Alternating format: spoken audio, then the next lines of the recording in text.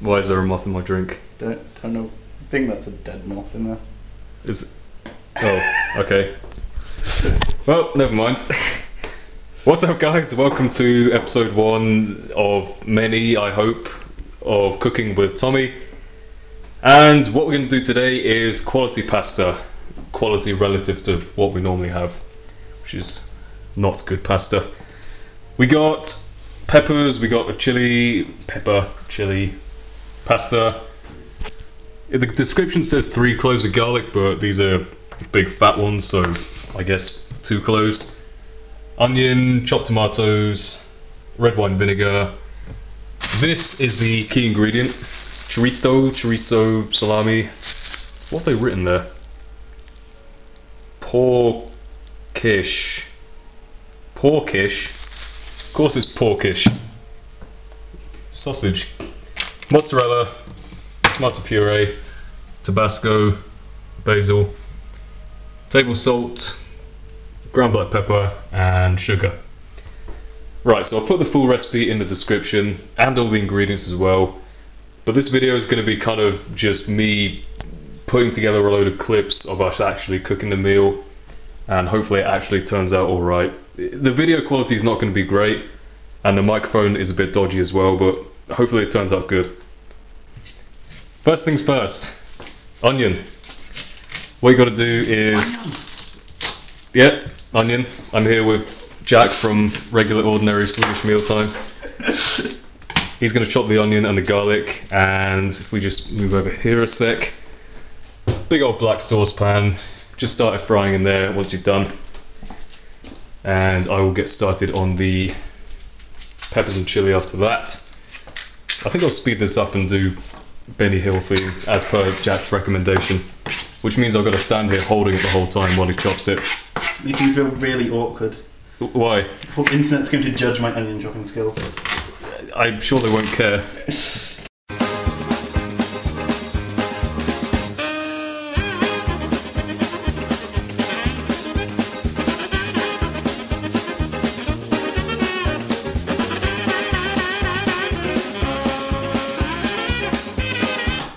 The garlic takes Your onion has to look exactly like that for it to be good.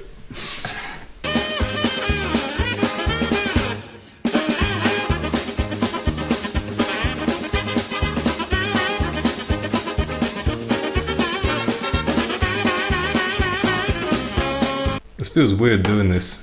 Why? Just like standing here in silence holding a camera. Yeah.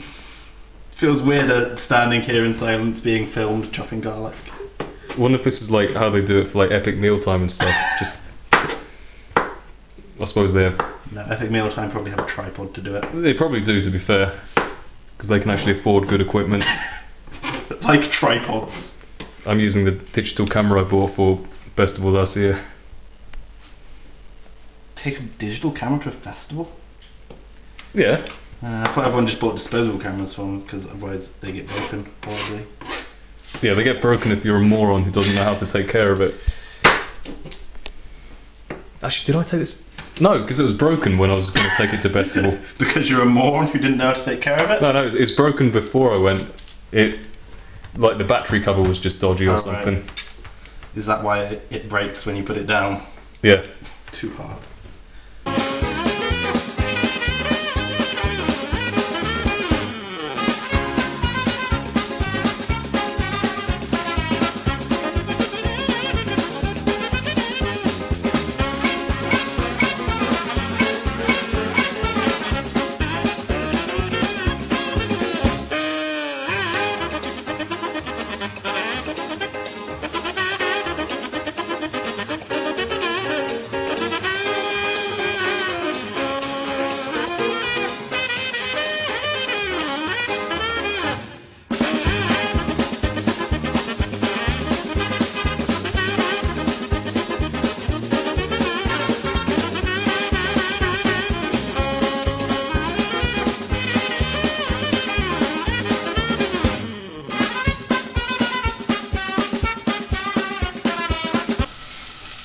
Peppers, chili, chop.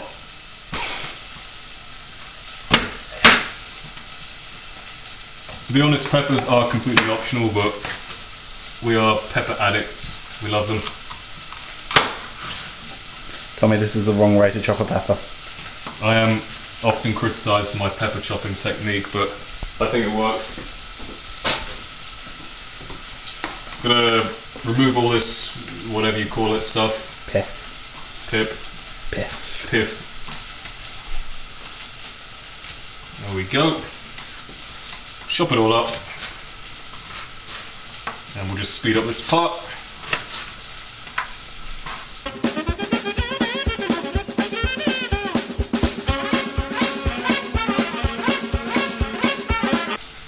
Right, chili. Everyone's favourite. Chili, again, is a bit optional, but we like it. It's good. Chili is not optional. Okay, chili is not optional. Chili is what makes this meal. In the past we used to have like 3 of these, but we'd actually take out the seeds. But we figured if you leave the seeds in, even though they might be slightly poisonous, it makes it so you use less chilies. Like, it's more efficient. But you want to chop it up very small nonetheless.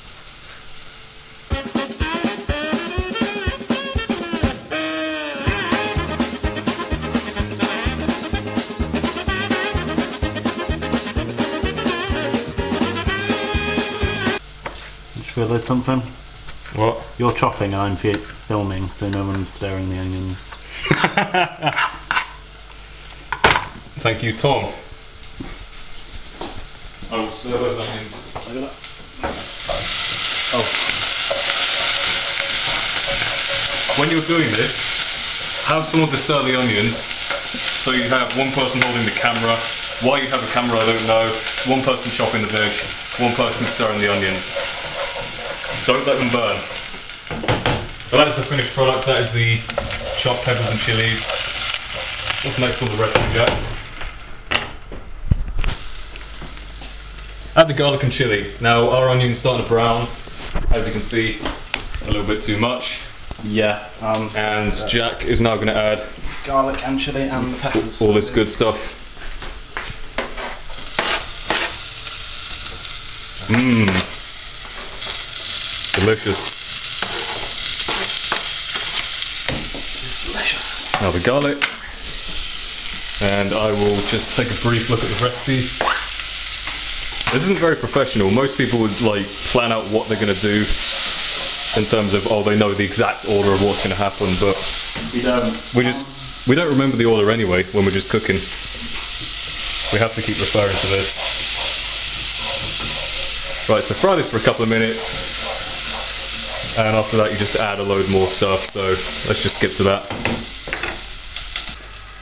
Right, next, got to add all the other stuff, so chopped tomatoes. I was making a very loud noise. Not good for the microphone. Then some, what is next? Tomato puree. Yep, that's the one. We're running out of them. So just 1 tablespoon of tomato puree. Just gives it a nice, whatever tomato puree does. Thickens it up. Yeah, makes it thicker and tomatoey. Indeed. And we're using quality chopped tomatoes. Like normally, this is what we use normally, right? Tesco everyday value chopped tomatoes. But for whatever reason, the expensive ones are actually cheaper at the moment. So that's good. Napolina. It's good stuff. Red wine vinegar. Give it a nice flavour. Bit of Tabasco, as much as you like, just for taste. And give it a good old stir. Now those onions are crucified, but normally it would be very good at this point. Cremated. That's the word. Basil now, sir? Yeah, basil. The recipe says to add a tiny bit of sugar, like insignificant amount, but apparently it makes a difference. Teaspoon, isn't it? Yeah, 1 teaspoon. That's quite a lot of sugar. Non-sweet thing. I guess. Right, now the good stuff. This is the thing that separates it from being standard pasta, making it into so-called quality pasta. chorizo. Now normally it has like an outer skin thing on. Let's see if I've got one on here. You can never really tell. Just get the knife on it a bit. Nope, this one doesn't. So you just want to chop it into sort of little cubes, little 1 centimeter cubes or something. Now we set that sauce to simmer for about 20 minutes, and I've definitely messed that up. So simmering for about 20 minutes, and when it gets to around about the 10-minute mark, this is very hard to cut. What you want to do is start on the pasta or spaghetti or whatever, and start frying this stuff as well. So better get this done pretty soon. Yeah, it looks a bit rough, but who cares? Just start chopping it up. I'll speed this bit up. So that is your finished chorizo. So what we're going to do is just wait for the timer to go, and when it gets to about 10 minutes, then we'll start doing the frying of that and the pasta. See you in a sec.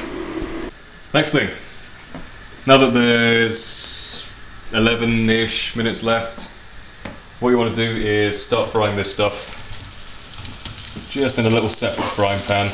Oh, we've got a casualty there.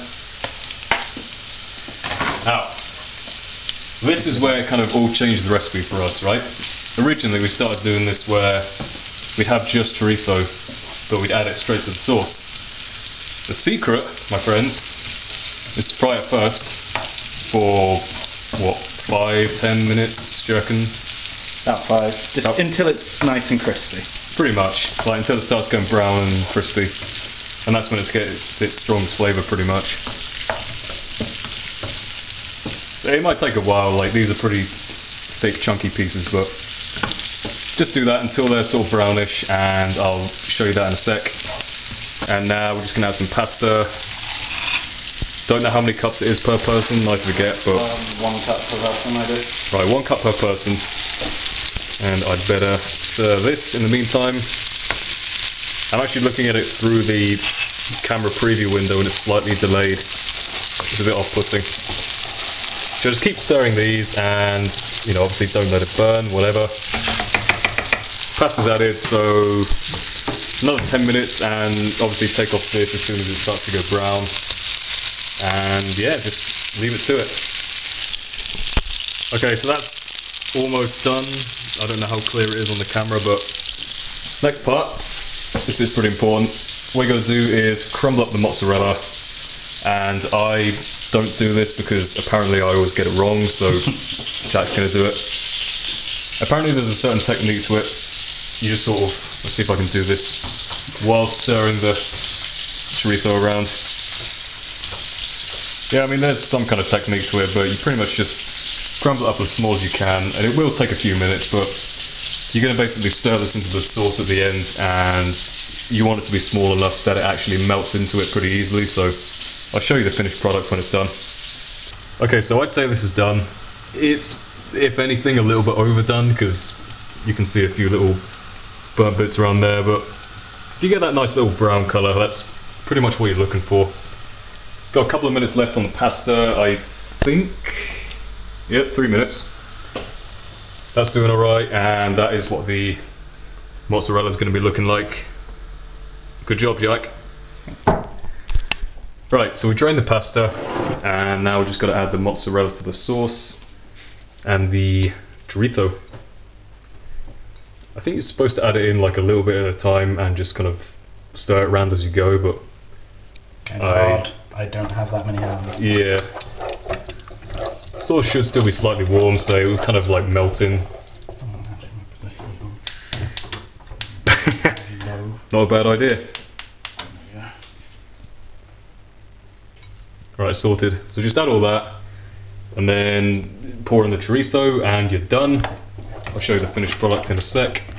Oh, by the way, I think you add all the oil as well, or yeah, we do anyway for flavour. It's got so much flavour in that oil. Exactly. Best bet.